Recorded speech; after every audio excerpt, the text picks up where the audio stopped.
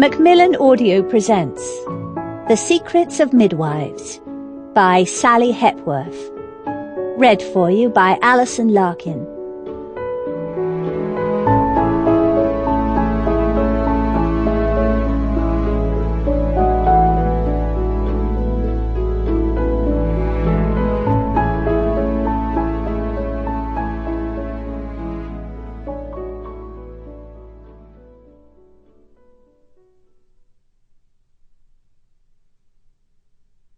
One.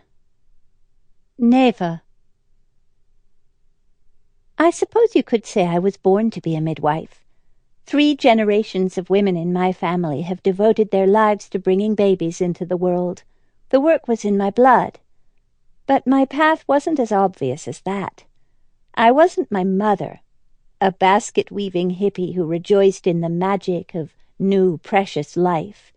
I wasn't my grandmother, wise, no-nonsense, with a strong belief in the power of natural birth. I didn't even particularly like babies.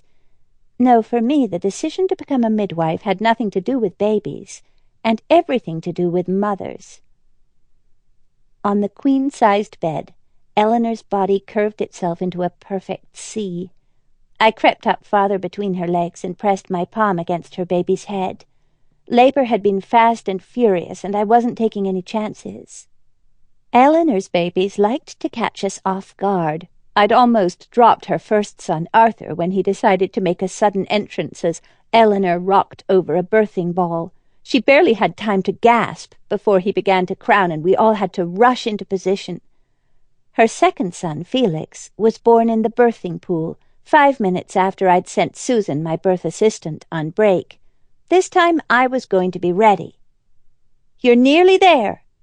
I pushed a sweaty strand of hair off Eleanor's temple. "Your baby will be born with the next contraction." Eleanor squeezed her husband's hand. As usual, Frank had been silent, reverent even. Dads varied enormously on their level of involvement. Some adopted the poses of their wives and girlfriends, panting and pushing along with them. Others became so fixated on whatever small task they had been assigned, be it working the iPod or keeping the cup of ice chips full, they nearly missed the birth entirely.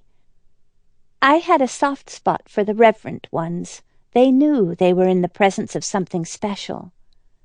The baby's head turned to the right, and Eleanor began to moan. The room fired with energy. "Okay," I said. "You ready?"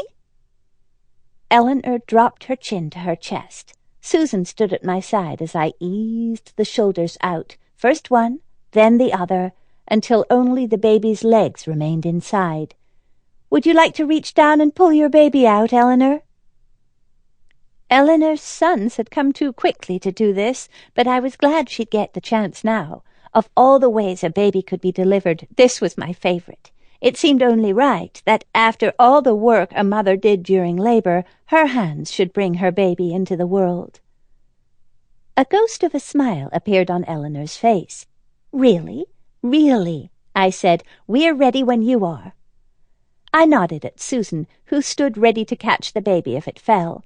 But it wouldn't. In the 10 years I'd been delivering babies, I'd never seen a child slip from its mother's grip.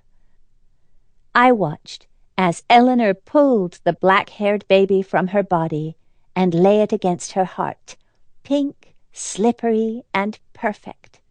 The cry was good and strong, music to a midwife's ears. "Ah, how about that?" I said. "It's a girl." Eleanor cried and laughed at once. "A girl! It's a girl, Frank!" She was a good size, 10 fingers, 10 toes. Eleanor cradled her baby, still attached by a cord, with the perfect balance of tenderness and protection. Frank stood beside them, awe lining his features. I'd seen that look before, but it never got old. His wife had just become more amazing, more miraculous. Sample complete. Ready to continue?